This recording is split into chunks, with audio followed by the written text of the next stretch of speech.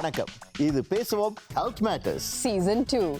கார்த்திக், உங்க நடவடிக்கைகள்ல ஏதோ ஒரு வித்தியாசம் தெரியுது. நீங்க என்ன பண்ணுங்க, அந்த கேமராவை பார்த்து பல்லு தெரியற மாதிரி சரிங்க பார்ப்போம். வித்தியாசமா? வணக்கம், சரியா தானே சொல்ல. கார்த்திக், எதுக்கும் நீங்க உங்க 2 கையை அப்படி உயர்த்தி பாருங்க. உயர்த்தணுமா? நல்லா நல்லா. எங்கேயாவது வலிக்குதா? வலிக்குதா? சாமினி, எங்கேயாவது வலிச்சா டாக்டர் போய் பார்க்க மாட்டேனா? நீங்க என்ன டாக்டரா? இல்ல கார்த்திக், நேற்று நான் கொஞ்சம் ஃப்ரீயா இருந்தேனா, அப்ப இந்த இன்டர்நெட் பக்கமா உலா வந்துகிட்டு இருந்தேன். அப்ப இந்த பக்கவாதம் வர்றதுக்கான 6 அறிகுறிகள் இருக்கு அப்படின்னு சொல்றாங்க. அதுவும் என்ன அப்படின்னு பாத்தீங்கன்னா, பி ஃபாஸ்ட். 6 அறிகுறிகள் தென்பட்டுச்சுன்னா உடனே மருத்துவரை பார்க்கணுமா? சரி, பி ஃபாஸ்ட், விரைந்து கவனி அப்படின்னு அவங்க சொல்லியிருக்காங்க. அதுக்கும் நான் இப்போ சிரிச்சதுக்கும் என்ன காரணம்? இல்லை கார்த்திக், அந்த மாதிரி சிரிக்கும் போது நம்ம வாயில் இருக்கக்கூடிய இந்த தசைப்பகுதி இருக்குது பார்த்தீங்களா, ஒரு பக்கமாக இழுத்துச்சு அப்படின்னு சொன்னால் அது வந்து இந்த பக்கவாதத்துக்கான அறிகுறியம். உடனடியாக அந்த மருத்துவரை நாடணும். இதில் இன்னொரு விஷயம் இருக்குது. அதாவது சிலருக்கு அந்த பேச்சு குளறல், அந்த ஸ்லரிங் ஏற்படுமா. அப்படி ஏற்படும் போது உடனே டாக்டர் போய் பார்க்கணும் அப்படின்னு சொல்கிறாங்க.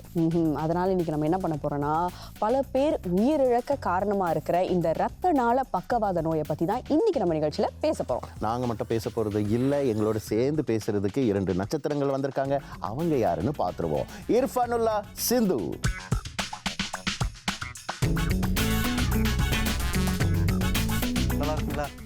ரொம்ப நல்லா இருக்கும், உட்காருங்க. சரி சரி இர்ஃபானுல்லா, உங்ககிட்ட நான் கேள்வி கேட்குறேன். இப்போ நீங்கள் வரும்போது கேட்டிருப்பீங்க நாங்கள் எதை பற்றி பேசுகிறோம் அப்படின்னு. இந்த பக்கவாத நோய், அதுக்கான அறிகுறிகள் பற்றி பேசுகிறோம். பக்கவாத நோயை பற்றி உங்களுக்கு எவ்வளோ தெரியும்? எங்கள் அம்மாக்கே வந்திருக்கு. ஸோ அதெல்லாம் ரொம்ப பரிச்சயம் தான் அது. அதை பற்றி டாக்டர்கிட்ட நிறைய கேள்வி இருக்குது, கேட்போம். சரி, அப்போ அது ஏற்பட்டப்போ எப்படி இருந்தது? எப்படி அதை கையாண்டீங்க? ரொம்ப கஷ்டப்பட்டோம். ஏன்னா அவங்களுக்கு வந்து வலிக்கு விழுந்தாங்க. அதுக்கப்புறம் அவங்களுக்கு கை கால் கொஞ்சம் இதாகிடுச்சு, க்யூர் பண்ண முடியல. அதுக்கப்புறம் ஹாஸ்பிட்டலில் போயிட்டு கேட்டோம். அவங்க சொன்னாங்க சர்ஜரி பண்ணாக்கா க்யூர் ஆகும்னு சொன்னாங்க. அது கூட பண்ணோம், பட் க்யூர் ஆகலை. அறுவை சிகிச்சைக்கு பிறகும் வந்து அந்த நிலை மாறலை. ஆமாம், அதாவது அவங்களுக்கு வந்து இந்த ஆரம்ப கட்ட அறிகுறிகள்னு எதுவும் தென்படலை. கீழே விழுந்தாங்க. ஆமாம், அதுக்கப்புறம் தென்படவே இல்லை. அவங்க நல்லா தான் இருந்தாங்க. போனாங்க, போயிட்டு கீழே வலிக்கு வந்ததுக்கப்புறம் அவங்களுக்கு கை கால் கொஞ்சம் இதாகிடுச்சு. ஸோ அதுவும் கேட்கணும். ஏன்னா சிம்டம் தெரியாமல் அப்படி வருமா, அது கூட கேள்வி எனக்கு இருக்குது, கேட்போம் டாக்டர்கிட்ட. அறிகுறிகள் அப்படின்னு சொல்லும் பொழுது சிந்து, ஸ்ட்ரோக்குக்கான அறிகுறிகள் என்ன அப்படின்னு உங்களுக்கு தெரியுமா? பேசிக்கலி இது பிளட் சர்க்குலேஷன், பிளட் சப்ளை இல்லாமல் பிரெயினில் வர்றதுனால தான் ஸ்ட்ரோக் வருது. ஸோ தேர்ஸ் அ மிஸ்கம்யூனிகேஷன் இருக்கிறதுனால தான் வந்து இந்த ஸ்ட்ரோக் வருது அப்படின்னு தெரியுது. பிளட் சப்ளை தடையாகும் போது ஸ்ட்ரோக் வரும் அப்படின்னு சிந்து சொல்லியிருக்காங்க. அது எந்த அளவுக்கு சரி அப்படிங்கிறத கன்ஃபார்ம் பண்றதுக்கு ஒரு நிபுணரை நாங்கள் அரங்கத்துக்கு கூகுள் இல்ல, உண்மையான ஒரு டாக்டர் நாங்கள் கூப்பிட போறோம். ஆமா, ரசிகர்களே, நரம்பியல் அறுவை சிகிச்சை நிபுணர் டாக்டர் பிரவீன் அவர்களை வரவேற்கிறோம்.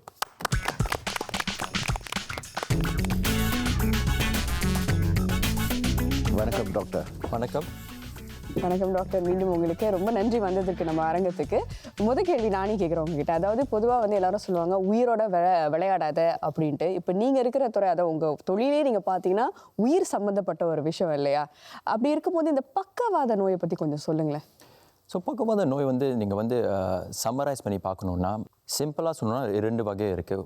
ஒன்று வந்து இஸ்கிமிக் ஸ்ட்ரோக்னு சொல்லுவாங்க, இந்தாவது வந்து இரத்த கசிவு, ஹீமோராஜிக் ஸ்ட்ரோக்னு சொல்லுவாங்க. 2 வகை பார்த்தீங்கன்னா மோஸ்ட் காமன் வந்து இஸ்கிமிக் ஸ்ட்ரோக், 90 விழுக்காடு வந்து இஸ்கிமிக் ஸ்ட்ரோக். ஸோ நீங்கள் வந்து அந்த ஸ்க்ரீனை பார்த்தீங்கன்னா இடது பக்கத்தில் ஏற்படுது தான் ரொம்ப காமனாக ஏற்படுது.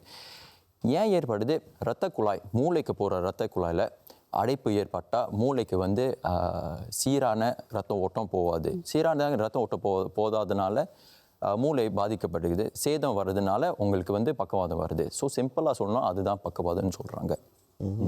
மினி ஸ்ட்ரோக் அப்படின்னு சொல்கிறாங்க இல்லையா? இது எதனால் ஏற்படுது? ஸோ மெடிக்கல் டேர்ம்னு பார்த்தீங்கன்னா மினி ஸ்ட்ரோக் வந்து ட்ரான்சியன்ட் இஸ்கிமிக் அட்டாக்னு சொல்கிறாங்க. ஸோ நோய் பத்தாலஜி, நோய் இழவு வந்து அதே மாதிரி தான். இரத்த குழாயில் வந்து அடைப்பு ஏற்படுது. ஆனால் வந்து உங்கள் உடல் வந்து இழிப்பாடு காம்பென்சேட் பண்ணுது. எப்படி காம்பென்சேட் பண்ணுறது? அந்த அடைப்பை வந்து போய் கரைக்க முயற்சி பண்ணுது, இல்லை வேறு ஒரு இரத்த குழாய் வந்து அதிகமாக இரத்த ஓட்டத்தை சீராக்குறது. ஸோ இந்த மாதிரி பண்ணுறதுனால சேதம் வந்து தற்காலிகமாக இருக்கும், அறிகுறிகள் தற்காலிகமாக இருக்கும். ஸோ சேதம் ரொம்ப பாதிப்படலைன்னா அது வந்து ட்ரான்சியனாக டெம்பரரியாக தற்காலிகமாக இருக்கிறதுனால அது வந்து மினி ஸ்ட்ரோக்னு சொல்கிறாங்க. இப்போ பார்த்தீங்கன்னா சற்று முன்பு இர்ஃபானுல்லா அவர் சொல்லியிருந்தாரு அவருடைய தாயாருக்கு இந்த மாதிரி இருந்துச்சு, ஆனால் அறிகுறிகள் இல்லை. திடீர்னு ஒரு நாளைக்கு கீழே விழுந்திருக்காங்க, அதுக்கப்புறம் பார்த்தா அவங்களுக்கு அந்த பக்கவாதம் ஏற்பட்டிருக்கு. இந்த மாதிரி ஏன் நடக்குது? அறிகுறிகளே இல்லாமல் எப்படி நம்ம கண்டுபிடிக்கிறது? நிறைய பேருக்கு இந்த மாதிரி வர்றதுக்கு வாய்ப்பு இருக்குது. ஆனால் வந்து அந்த அடைப்பு வந்து கிரிட்டிக்கல் ஆனோடனே சடனாக ஹார்ட் அட்டாக் இதய நோய்னு பார்த்தீங்கன்னா எல்லாருக்கும் ஒரு அறிகுறி இருக்காது. ஆனால் வந்துட்டோன்னே சேதம் ஆயிடுச்சுன்னா அவங்களுக்கு எனக்கு ஹார்ட் அட்டாக் இருக்குது. அதே மாதிரி தான் பக்கவாதம். அவங்களுக்கு வந்து அறிகுறி இருக்காது. என்ன இருக்கும்னா ரிஸ்க் ஃபேக்டர்ஸ் இருக்கும். இனிப்பு நீர், இரத்த கொதிப்பு, ஹை கொலஸ்ட்ரால் அது இருக்கும். ஆனால் வந்து அந்த சிம்டம்ஸ் அறிகுறிகள் அவங்களுக்கு இருக்காது.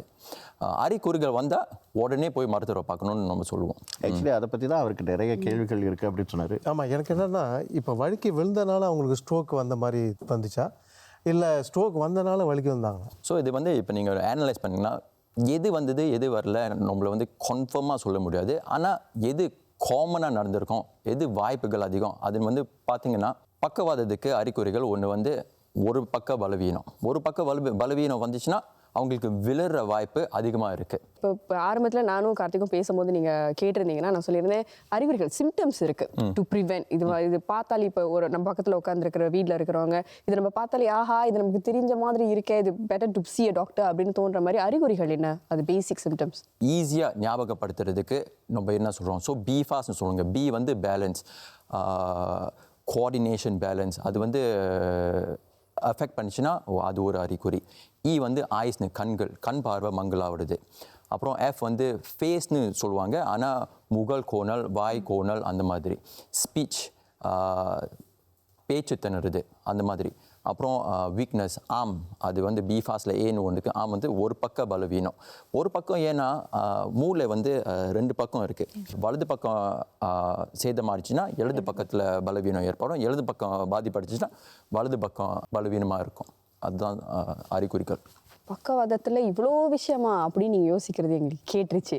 இதை பற்றி தான் இன்னும் நம்ம தொடர்ந்து பேச போகிறோம். எங்கேயும் போயிடாதீங்க. இப்போ ஒரு சிறிய இடைவேளை. இது பேசுவோம் ஹெல்த் மேட்டர்ஸ் சீசன் 2.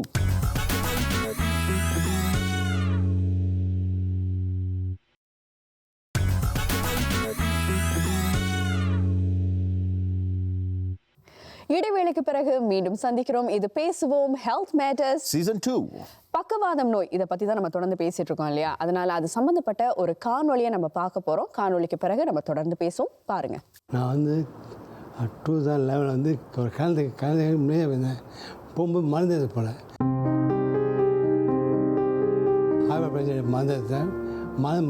மறந்துட்டேன். வரும்போது சில நேரம் வந்து எனக்கு ரொம்ப மயக்கமாயிட்டேன். ஸோ மறந்ததுக்கப்புறம் டேக்ஸி ஓட்டிகிட்டு வந்துட்டு he came back after night shift. He came back home and went to rest. அப்போ கார்த்திக் என் பையன் இருக்கான், இப்படி தூங்கிதான் நைட் ஷிஃப்ட் முடிஞ்சு அவனும் டிஜே பண்ண முடியாது. நைட்டு வேலை பண்ணிட்டு தூங்கிட்டான். வந்து இங்கே விழுந்ததுன்னு காலையில் 8 மணிக்கு வந்தேன். மற்ற 3 மணி நினைச்சேன். தூரத்துலேருந்து பார்க்கும்போது தெரியல. நான் கிச்சனில் இருந்தேன், அவர் ஹாலில் இருந்தார். சரி தெரியல, பட் தண்ணிக்கு கை காட்டினார், தண்ணி வேணும்னு சொல்லி. ஸோ தூங்கி எஞ்சி தொண்டை ட்ராயாக இருக்கும், தண்ணி கேட்டிருக்கா சொல்லிட்டு நானும் எடுத்துகிட்டு கிட்ட போகுமான்னு தெரிஞ்சு மூஞ்சி ஒரு பக்கம் ஒரு மாதிரி ட்ரூப்பியாக அந்த ஸ்ட்ரோக்கோட சைன் சொல்லுவாங்க. ஃபேஸ் அப்புறம் ஸ்லோ பண்ண ஆரம்பிச்சார். ஒரு கை தூக்க முடியலன்னாரு. ஸோ அப்போ வந்து ஐ கால் 995. ஸோ என்யூஸ் போனதுக்கப்புறம் அம்மாவுக்கு நான் ஃபோன் இன்ஃபார்ம் பண்ணிட்டேன், தம்பிக்கும் ஃபோன் இன்ஃபார்ம் பண்ணிட்டேன். தென் வெயிட்டிங் ரொம்ப நேரம் வெயிட் பண்ணி வச்சாங்க. ரொம்ப நேரம் கழிச்சு டாக்டர் வெளில வந்தார். உங்கள் அப்பாவுக்கு இந்த மாதிரி வந்து ஸ்ட்ரோக் வந்திருக்கு. ஸ்ட்ரோக்கில் வந்து 2 வகையான ஸ்ட்ரோக் இருக்குது சொல்லிட்டு, ஒன்று வந்து ப்ளீடிங் ஸ்ட்ரோக், மீன்ஸ் பிரெயினில் வந்து ப்ளீட் பண்ணுறது. இன்னொன்று வந்து பிரெயினோட ஒரு பகுதியில் வந்து ரத்தம் சரியாக வரலைன்னா அதுவும் ஒரு வகையான ஸ்ட்ரோக் தான். ஸோ இந்த 2ல் வந்து அப்பாவுக்கு வந்தது மொதல் வகை ப்ளீடிங் ஸ்ட்ரோக். 24 விழுந்து 24 தான் முடிச்சேன். கோமா ஸோ அப்போ தான் வந்து ஸ்ட்ரோக்கு. ஐயோ அந்த நேரத்தில் நாடகம் பண்ணியிருந்தார். அது வேறு 30 நாள் அவர் கண்ணு முடிச்சு பேசுகிறதுக்கும் டைம் எடுத்துச்சு. பேசும்போது கூட வந்து என்ன ஆச்சுன்னா அந்த இஃபெக்ட்ஸ் இம்மீடியட்லேயே தெரிய ஆரம்பிச்சிது. ஃபர்ஸ்ட் திங் ஃபர்ஸ்ட் வந்து அப்பா வந்து நல்லா பேசக்கூடியவர், அவரோட பேச்சு ரொம்ப பாதிக்கப்பட்டுச்சு. 2019 வந்து எனக்கு 2வது ஸ்ட்ரோக் வந்துச்சு. ஏன் வச்சு அப்போது படம் எல்லாம் வீட்டுக்கு வந்தோம். வந்தோடனே நேரம் தூங்க போயிட்டாங்க. நான் உட்காந்து படம் பார்த்துருந்தேன். ஸோ ஒரு மாதிரி அப்போ சரி அடைச்சி தூங்க போயிட்டேன். தென் எனக்கு வந்து உடம்பு தூக்கி படிச்சு அவங்க பயந்துட்டாங்க, என்னாச்சு அப்படின்னு. ஸோ சரி கால் ஆம்புலன்ஸ். ஹாஸ்பிட்டல் கூட்டிகிட்டு போனதுக்கப்புறம் அதுக்கப்புறம் தெரிய வந்துச்சு 2வது ஸ்ட்ரோக்னு. இந்த வாட்டி வந்து நான் சொன்ன இந்த 2 ஸ்ட்ரோக்கில் வந்து இது 2வது வகை. ஒரு பார்ட் ஆஃப் த பிரெயினில் வந்து ரத்தம் போகலை, ரத்தமே ஓடலைங்க. ஸோ அதனால் வந்த ஸ்ட்ரோக் இது. அதனால் வந்து அந்த பார்ட் ஆஃப் த பிரெயின் வந்து அவரோட பேலன்ஸை கண்ட்ரோல் பண்ணுற ஏரியா. ஸோ அந்த ஸ்ட்ரோக் வந்ததுனால வந்து அவருக்கு வந்து இந்த பேலன்ஸ் விட்டு போச்சுன்னாங்க டாக்டர். என் உடம்புல பேலன்ஸ் இல்லை இப்போ. ஸோ நடக்கும்போது தருமாறுவேன், அதோ இன்பேலன்ஸ் ஆகலாம். இப்போ அதான் பிரச்சனை. 2வது என் மருந்து ரொம்ப இருக்கும். அதனால் யாரை பார்த்தா விட தெரியுங்கன்னு நான் பேச மாட்டேன். ஏன்னா பயமாக இருக்கும், ஒருவேளை நம்மளுக்கு தெரியாத போட்டுருக்காங்களே. ஸோ அப்போ தான் போவேன். வரும்போது சிரிச்சா போதுதான், எல்லாம் அப்போ தான் போயிட்டு இருக்குது. இப்போ இந்த மருந்து அவ்வளோ வரதில்லை. பட் மற்றபடி இட் ஹஸ் சேஞ்ச் ஹிஸ் லைஃப்பில். ஸோ டாக்டர், இப்போ அவர் சொன்னார் 2 வகை இருக்குது அப்படின்னு. அந்த ப்ளீடிங்னால் ஏற்படுது. அந்த மூளையில் ஏன் இரத்த கசிவு ஏற்படுது, எதனால் அந்த வருதுன்னு சொல்ல முடியுமா? இரத்த கசிவு பக்கவாதம், இந்த ஹீமோராஜிக் ஸ்ட்ரோக் முதல்ல வந்திருக்கு அவருக்கு. ஏன் வருது? ஸோ இது வந்து ரிஸ்க் ஃபேக்டர்ஸ், ஆபத்து காரணிகள்னு சொன்னோம். ஸோ ஒரு இரத்த குழாயில் வந்து இரத்த கொதிப்பு அதிகமாக இருந்தால் அது வந்து கொஞ்சம் அன்யூரிஸ்மல், அது கொஞ்சம் பெரியதாக ஆகும். இது வந்து ஜெனட்டிக்கலாகவும் இருக்கலாம், இல்லை டியூ டு ரிஸ்க் ஃபேக்டர்ஸ்னு சொல்லுவாங்க, அது மாதிரியாக இருக்கலாம். அது வந்து பெருசாகிட்டோன்னே அது வந்து வெடிக்கிற வாய்ப்பு கொஞ்சம் அதிகமாக இருக்குது. ஸோ அது வெடிச்சிட்டோன்னே அது வந்து இரத்த கசிவு பக்கவாதமாக ஆகுது. அது வந்து அதான் மெயின் ரீசன் அதுக்கு. ஸோ இந்த அனரிசம் வர்றதுக்கு வந்து வயது ஒரு காரணமாக, இளை வயதிலே வரலாமா இது? நம்ம வந்து இப்போ வந்து இந்த ஜென்ரேஷனை பார்த்திங்கன்னா கூடுதலாக இளையவர்களுக்கு பார்க்குறோம். ஆனால் மோஸ்ட் ஆஃப் ஆல் வயதானவர்களாக பாதிக்கும். இரத்த கொதிப்பு, வயதானவர்கள், நீரழிவு, அந்த மாதிரி ஆட்களை வந்து ரொம்ப பாதிக்கும். பக்கவாதத்தில் இது வந்து 10 விழுக்காடு தான். மோர் காமன் வந்து 2வதாக வந்தது இஸ்கிமிக் ஸ்ட்ரோக்னு சொல்லுவாங்க. ஆமாம், நீங்கள் சொன்ன மாதிரி ஒரு ஸ்ட்ரோக் வரதே ரொம்ப அரிது. இவருக்கு 2வது முறை வந்திருக்கு. இதுக்கான வாய்ப்பு அதிகமாக இருக்கா டாக்டர்? ஒருத்தருக்கு ஒரு முறை வந்துருச்சுன்னா மீண்டும் வருதுக்கு? நல்ல கேள்வி. இது வந்து நம்ம ஒருத்தரை போய் பார்த்தோம்னா பக்கவாதம் இருக்கா இல்லையான்னு நம்ம வந்து கேள்விகள் கேட்டோம்னா, ஒரு கேள்வி நம்ம கேட்கும், முன்பு பக்கவாதம் இருக்கா இல்லையான்னு.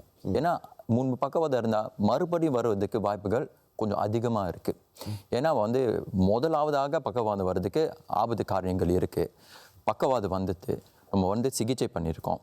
அந்த வந்து ஆபத்து காரணிகள் வந்து ஓவர்நைட் வந்து போகாது. அந்த ஆபத்து காரணிகள் அப்படியே இருக்கும். அந்த ஆபத்து காரணிகள் நீங்கள் வந்து சீராக்கணும். ஸோ இரத்த கொதிப்பு, நீரழிவு அதெல்லாம் கண்ட்ரோல் பண்ணணும். அப்படி இருந்தாலும் வரதுக்கு வாய்ப்புகள் அதிகமாக இருக்குது. நார்மலாக பார்த்து சொன்னால். ஆனால் டாக்டர், இப்போ இவரோட காணொலியை பார்த்ததுக்கப்புறம், ஏன்னா இப்போ கார்த்திக் சொன்ன மாதிரி இவர் நல்லா தெரியுங்க எல்லாருக்கும். அவர் ரொம்ப சகஜமாக பேசுவார், நிறைய பேசுவார், கலகலப்பாக இருப்பார். ஆனால் இப்போ அவர் இப்படி பார்க்கும்போது எனக்கு கேட்கக்கூடிய கேள்வி என்னன்னு பார்த்தீங்கன்னா, இயல்பு வாழ்க்கைக்கு திரும்ப முடியுமா ஒருத்தர் பக்கவாத நோய் வந்த பிறகு, அதுக்கு சிகிச்சை பெற்ற பிறகோ? கண்டிப்பாக முடியும். ஆனால் தாமதிக்காமல் போய் சிகிச்சை பண்ணால் இயல்பான வாழ்க்கைக்கு திருப்பி போக முடியும். ஏன்னா மூளைக்கு பாதிப்பு, சேதம் ஏற்பட்டுச்சுன்னா அது வந்து டைம் இஸ் பிரெயின்னு சொல்லுவாங்க. அந்த அறிக்கையை நீங்கள் கேள்விப்பட்டிருப்பீங்க. ஸோ டைம் இஸ் பிரெயின்னா சீக்கிரமாக போய் சிகிச்சை எடுத்திங்கன்னா அந்த சேதம் வந்து தற்காலிகமாக இருக்கிறதுக்கு வாய்ப்புகள் அதிகமாக இருக்குது. ஸோ அந்த மாதிரி தற்காலிகமாக இருக்கிறதுக்கு வாய்ப்புகளை கூடுதலப்படுத்த நீங்கள் வந்து தாமதிக்காமல் போய் சிகிச்சை எடுக்கணும். டாக்டர், இப்போ சிகிச்சை செய்கிறீங்க அப்படின்னு சொல்கிறீங்க. இப்போ உடனடியாக அந்த பக்கவாத நோயோட இப்போ ஒருத்தவங்க வராங்கன்னா என்ன செய்வீங்க? நிறைய செய்வோம். ஸோ என்னென்ன செய்வோம்? ஸோ முதல்ல வந்து அவங்க மருத்துவமனைக்கு வராங்க, அவங்க வந்து ஸ்டேபிளைஸ் பண்ணணும். அதை ஸ்டேபிளைஸ் பண்ணிட்டோன்னே 2வது நம்ம வந்து பக்கவாதம் இருக்கா இல்லையான்னு உறுதிப்படுத்தணும். அது வந்து போய் ஸ்கேன் பண்ணணும். ஸோ ஸ்கேன் பண்ணிட்டோன்னே ஓகே பக்கவாதம் இருக்குது. அப்புறம் ஸ்கேனில் வந்து என்னென்ன விஷயங்கள் நம்மளுக்கு தெரியணும்னா, என்ன மாதிரியான பக்கவாதம், இஸ்கிமிக் பக்கவாதமா இல்லை இரத்த கசிவு பக்கவாதமா, அது உறுதிப்படுத்திட்டோன்னே இஸ்கிமிக் பக்கவாதம்னா அந்த அடைப்பு வந்து எங்கே இருக்குது, கழுத்தில் போகிற அந்த இரத்த குழாயா இல்லை மூளையில் இருக்கிற இரத்த குழாயா. மூளை வந்து நிறைய பகுதி இருக்குது. ஸோ எந்த பகுதி இரத்த குழாய் ஃப்ரண்ட் மிடில் பேக் அந்த மாதிரி எங்கே பாதிப்படைக்கிறது, இந்த அடைப்பு வந்து எங்கே இருக்குது, அது வந்து எல்லாம் பார்த்துட்டோன்னே ஓகே என்ன சிகிச்சை அப்படின்னு நம்ம பிளான் பண்ணி பார்ப்போம். நியூராலஜிஸ்ட், வாஸ்குலர் சர்ஜன் சிகிச்சை எல்லாம் வந்து ஒன்றா சேர்ந்து ஓகே இதுதான் பண்ணுமா, வேறு என்ன ஆல்டர்னேட்டிவ் இருக்குது, திஸ் த பெஸ்ட் அப்ரோச் அந்த மாதிரி நம்மளாம் முடிவெடுத்து அப்போ தான் நம்ம போய் தெரிந்த சிகிச்சை நம்ம அப்போ வந்து ஸ்ட்ரோக் வரும்போது மருத்துவத்திலே பல துறைகள் வந்து ஒன்று சேர்ந்து இதுக்கான தீர்வு எது சரியான தீர்வு, இஃபெக்டிவான தீர்வுன்னு கண்டுபிடிக்கணும். ஆமாம், கண்டிப்பாக. அதாவது பக்கவாதம் அப்படிங்கிற ஒரு நோய் இருக்குது அப்படிங்கிறதே எனக்கு வந்து நம்ம தலைவர் படம் மன்னன் படத்தை பார்த்ததுக்கு அப்புறம் தான் எனக்கே தெரியும். இதெல்லாம் நமக்கு வராது அப்படின்னு நினச்சிக்கிட்டு அலட்சியமாக இருக்காதீங்க. தயவு செய்து டாக்டர் சொன்ன மாதிரி பி ஃபாஸ்ட். இந்த அறிகுறிகள் உங்களுக்கு வந்துச்சுன்னா உடனே மருத்துவரை நாடுங்க. தொடர்ந்து இந்த பக்கவாதம் அதை பற்றி தான் நம்ம பேச போகிறோம். இந்த சின்ன இடைவெளிக்கு பிறகு எங்கே போயிடாதீங்க. இது பேசுவோம் ஹெல்த் மேட்டர்ஸ் சீசன் 2.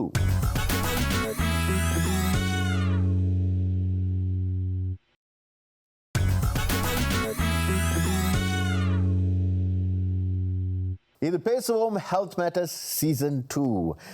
பக்கவாதம், ஸ்ட்ரோக், இது எதனால் வருது, இதை எப்படி நம்ம தடுக்கலாம், இதை பற்றி தான் நம்ம இன்றைக்கி பேசிக்கிட்டு இருக்கோம். இப்போ நீங்கள் பார்த்தீங்கன்னா நம்ம நட்சத்திரங்களுக்கு முன்னாடி 2 பாட் இருக்குது, மார்க்கர் இருக்குது, நடுவில் முட்டைலாம் வச்சுருக்கோம். டாக்டர் பிரவீன், என்ன நடக்குது, என்ன நம்ம நட்சத்திரங்கள் செய்ய வைக்க போகிறீங்க? ஸோ நம்ம வந்து பேசியிருக்கோம் பக்கவாதம் என்ன பாதிப்பு, என்ன சேதம் ஏற்படுத்துன்னு. ஸோ சிம்பிளாக பார்த்தீங்கன்னா டே டு டே ஆக்டிவிட்டீஸ் அதை நம்ம வந்து அதிகமாக பாதிக்கும். ஸோ சிம்பிளாக எழுதுறது, நம்ம வந்து ரைட் ஹேண்டட்னா ரைட் ஹேண்டில் போய் நம்ம வந்து கை வைப்போம் இல்லை பேரை எழுதுவோம். ஆனால் அது வந்து பாதிப்பு இன்னும் ஒரு பக்க பலவீனம் ஆயிடுச்சுன்னா நம்ம வந்து இடது பக்கத்தில் எழுதணும். அது எவ்வளோ சொல்லுவோம் நம்மளால் நம்ம செஞ்சு பார்க்கல. ஸோ நம்ம வந்து அதை ஒரு ஆக்டிவிட்டியாக எடுத்து என்ன மாதிரி பாதிப்பு பக்கவாதம் ஏற்படுத்த என்ன மாதிரி பாதிப்பு நம்ம வாழ்க்கைக்கு வரும்னு நம்ம பார்க்குறோம். அது வந்து முதலாவது ஆக்டிவிட்டி. 2வது ஆக்டிவிட்டி வந்து நான் டாமினன்ட் ஹேண்டில் வந்து முட்டையை எடுத்து போடுறது, அது கீழே விழுவாமல் பேலன்ஸ் பண்ணி பார்க்குறது, அந்த மாதிரி ஒரு ஆக்டிவிட்டி. சரி இர்ஃபனுல்லா, சிந்து, நீங்கள் வலது கையில் எழுதுவீங்களா இடது கையில் எழுதுவீங்களா? வலது கை தான். வலது, 2 பேருமே வலது. அப்போ பேனாவை இடது கையில் எடுங்க. எடுத்து நீங்கள் இப்போ வந்து என் பெயர் அப்படின்னு உங்கள் பெயரை நீங்கள் எழுத போகிறீங்க. அதாவது உங்களுடைய வீக்கர் ஹேண்ட் அதை பயன்படுத்தி நீங்கள் எழுத போகிறீங்க. எப்படி எழுத்து வருது அப்படிங்கிறத பார்த்துருவோம். ஓகே, இங்கே ஆரம்பிங்கள். ஓகே, ஏ வந்துருச்சு. ஏ இல்லைம்மா, ஏ அதை அழிச்சிருக்கேன். என் பெயர் எழுதி முடிச்சிட்டாரு இர்ஃபானுல்லா. புள்ளி பெயர் இர்ஃபான் முடிச்சிட்டாரு. இப்பதான் அவங்க வைக்கிறாங்க. சி புள்ளி தூ. என்ன துப்புறீங்க? சொல்லி கொடுக்குறமா. அப்படி ஒரு சக்கல் மேலே வந்துருச்சு. ஓகே டாக்டர் பாருங்க எப்படி எழுதியிருக்காங்க. தெரியுது, என் பெயர் இர்ஃபான், என் பெயர் சிந்துன்னு எழுதுகிறேன். ஆனால் அந்த எக்ஸ்பீரியன்ஸ் எப்படி இருந்துச்சு அவங்களுக்கு, அதான் முக்கியம். ரொம்ப கஷ்டமாக இருந்துச்சு. ரொம்ப அது எழுதுறதுக்கு ரொம்ப சிரமப்பட்டு தான் எழுதுனாங்க. கஷ்டம்தான். ஸோ பக்கவாதம் வந்த நோயாளிகளுக்கு எப்படி இருக்கும், சிம்பிளான டாஸ்க். அவங்களுக்கு ரொம்ப ஃப்ரஸ்ட்ரேட்டடாக இருப்பாங்க. ஸோ சிம்பிளான பேர் எழுதுறதுக்கு அவங்களுக்கு பாதிப்படுது. ஸோ இதனால தான் ப்ரிவென்ஷன் பற்றி நம்ம அதிகமாக பேசுகிறோம். பக்கவாதம் வர்றதுக்கு ஆர்வத்து காரணிகளை நம்ம வந்து தடுத்து வாழணும். கார்த்திக், நீங்கள் 2 பேரும் எழுதி காட்டுங்க. எழுதி தானே கிடக்கணும், காட்டிடுவோம். எவ்வளவோ பண்ணிட்டோம். ஐயோ பிடிக்கிறதே கஷ்டமா இருக்கே. இப்போ ஷாமினி ஃபாஸ்ட்டாக தான் போகிறாங்க. அது ஏதோ அந்த பக்கத்துல இருந்தா கொஞ்சம் ஸ்பீட் ஜாஸ்தி ஆகும். டாக்டர் கிட்ட இருக்கிறதுனாலயோ மேபி இருக்கலாம். இவ்வளவுதான் வருது எனக்கு. ஆனா கஷ்டமா இருக்கு. நாம முடிச்சிட்டோம். என்ன கத்துக்குதே? வேகமா எழுதுறோங்கிறது கிடையாது, கோலம் வரையறது. எவ்வளவு தெளிவா எழுதுறோங்கிறது தான் முக்கியம். சரி, கொஞ்சம் கஷ்டமாக தான் இருந்தது. ஏன்னா வந்து என்னை பொறுத்த வரைக்கும் திடீர்னு வழக்கத்துக்கு மாறா ஒரு விஷயம் செய்யும் பொழுது அந்த எழுதுறதே கொஞ்சம் கஷ்டமாக தான் இருக்குது. ஏக்கு அப்புறம் இன் வரும், எப்படி எழுதுறோம் அப்படிங்கிறதே கொஞ்சம் கஷ்டமாக தான் இருக்குது இல்லையா? ஸோ இது வந்து ஒரு ஆக்டிவிட்டி தானே. நீங்கள் யோசித்து பார்த்தீங்கன்னா பல்லு வளர்க்குறது, துணி போடுறது, சாப்பிட்றது எல்லாம் வந்து வேறு கையில் வந்து அவங்க பண்ணுவாங்க. ஸோ அவங்க வந்து இயல்பு வாழ்க்கையை வாழவே முடியாது அவங்களால இந்த மாதிரி பக்கவாதம் வந்தால். சரி கார்த்திக், இன்னும் ஒரு விஷயம் இருக்குது, அதை அவங்க செய்யணும். சரி, அதாவது 2 spoons 2 eggs அப்படின்னு சொல்லுவாங்க. அந்த கரண்டியில் வந்து ஒரு முட்டையை வந்து அவங்களுடைய அதாவது லெஸ் ஸ்ட்ரென்த் உள்ள கை, ஓகே, லெஃப்ட் ஹேண்ட் 2 பேரும் சொல்லியிருந்தாங்க, இடது கை, அதில் வந்து எடுத்துட்டு அந்த பக்கத்துலேருந்து இந்த பக்கம், இந்த பக்கத்துலேருந்து அந்த பக்கம் நடந்து போகணும். இங்கேருந்து அங்கே போவாங்க, இர்ஃபான் அங்கேருந்து இங்கே வந்துட்டு திருப்பி அங்கே போவாங்க. சரியா? ஒரு ஸ்பூன் எடுத்துக்கோங்க, ஒரு முட்டையை எடுத்துக்கோங்க. ரெடி, செட், கோ. ஓகே, இர்ஃபானுக்கு பேலன்ஸ் நல்லா தான் இருக்கு. சரி, எப்படி இருந்தது? கஷ்டம்தான், கொஞ்சம் கஷ்டம்தான். அதுவும் நார்மலாகவே ஸ்பூனில் வந்து ஒரு நம்ம இந்த லெமன் ஸ்பூன்லாம் அதுவே கஷ்டமாக இருக்கும். இது வந்து லெஃப்ட் ஹேண்டில் இன்னும் கஷ்டமாக இருந்தது. சரி டாக்டர், பார்த்தீங்கன்னா இவ்வளோ விஷயம் எங்களுக்காக நீங்கள் சொன்னீங்க. இறுதியாக ஒரே ஒரு கேள்வி உங்களுக்கு. அதாவது இப்போ இந்த அறிகுறிகள் அப்படின்றது ஒரு விஷயம் இருந்தாலும் இந்த மாதிரி பக்கவாதத்தில் இருந்து நம்ம எப்படி தற்காத்துக்கிறது, என்ன செய்யலாம்? ஸோ நீங்கள் வந்து ப்ரிவென்ஷன் சொல்கிறீங்க. ஸோ ப்ரிவென்ஷன் தான் மோஸ்ட் இம்பார்ட்டன்ட். ஸோ ப்ரிவென்ஷன்னா நீங்கள் வந்து ஆர்வத்து காரணிகள், ரிஸ்க் ஃபேக்டர்ஸாக பார்க்கணும். ஸோ ஆஃப்கோர்ஸ் நம்ம வந்து கண்ட்ரோல் பண்ண முடியாது தான் நம்ம வந்து கண்ட்ரோல் பண்ண முடியும். ஸோ நான் மாடிஃபையபிள் ரிஸ்க் ஃபேக்டர்ஸ்னு சொல்லுவாங்க. அது வந்து ஃபேமிலி ஹிஸ்ட்ரி, ஜெனட்டிக், அது வந்து நம்மளால் ஒன்றும் பண்ண முடியாது. ஸோ மாடிஃபையபிள் வந்து பேசிகிட்டு இருக்கோம். உடல் பருமன், அது வந்து உடல் எடையை குறைக்கிறதுக்கு நீங்கள் வந்து உடற்பயிற்சி அதிகமாக பண்ணணும். அதிகமாக இல்லை, ரெகுலராக பண்ணணும். ஸோ அப்புறம் வேறு என்ன, புகைப்பிடிக்கிறது நிறுத்துறது கொஞ்சம் கஷ்டம்தான், ஆனால் கம்மியாக பட்டு அப்புறம் பெர்மனண்டாக நிறுத்தணும். இரத்த கொதிப்பு இருந்தால் மருந்து எடுத்து ரெகுலராக போய் செக் பண்ணணும். அந்த இரத்த கொதிப்பு சீராக இருக்கிறதுக்கு மருந்து எடுக்கணும். நீரழிவு டயபிட்டிஸ்னு சொல்லுவாங்க, அது வந்து மருந்து எடுத்து நீரழிவை வந்து கட்டுப்படுத்தணும். இதுதான் நம்மளால் பண்ண முடிய ப்ரிவென்டிவ் மெஷர்ஸ்னு சொல்லுவாங்க. டாக்டர் பிரவீன், ரொம்ப நன்றி. இன்னைக்கு அரங்கத்துக்கு வந்து இப்படிப்பட்ட ஒரு நோயை பற்றி எங்களுக்கு தெரிஞ்சது இவ்வளவு தான். நீங்கள் அதையும் தாண்டி பல விளக்கங்கள் கொடுத்தீங்க. ரொம்ப நன்றி. அது பரவாயில்ல, நான் வந்து டாக்டர் கூகுளை பார்த்து தான் இன்றைக்கி வந்து சரி, அதே நேரத்தில் வந்து இர்ஃபானுல்லா, சிந்து, உங்களுக்கு ரொம்ப ரொம்ப நன்றி. நல்ல கேள்விகள்லாம் கேட்டு மக்களுக்கு விழிப்புணர்வு கொண்டு வர மாதிரிலாம் விஷயங்களும் நிறைய விஷயங்கள் கற்றுக்கிட்டோம். ரொம்ப தேங்க்ஸ். ரொம்ப ரொம்ப நன்றி. சரி கார்த்திக், இன்னைக்கு நம்ம நிகழ்ச்சி மீண்டும் ஒரு நிறைவுக்கு வந்துருச்சு. இன்னொரு சுவாரஸ்யமான தலைப்போட நாங்கள் மீண்டும் உங்களை அடுத்த வாரம் சந்திக்கிறோம். நான் ஷாமினி குணசேகர். நான் கார்த்திகேயன் சோமசுந்தரம். இது பேசுவோம் ஹெல்த் மேட்டர்ஸ் சீசன் 2.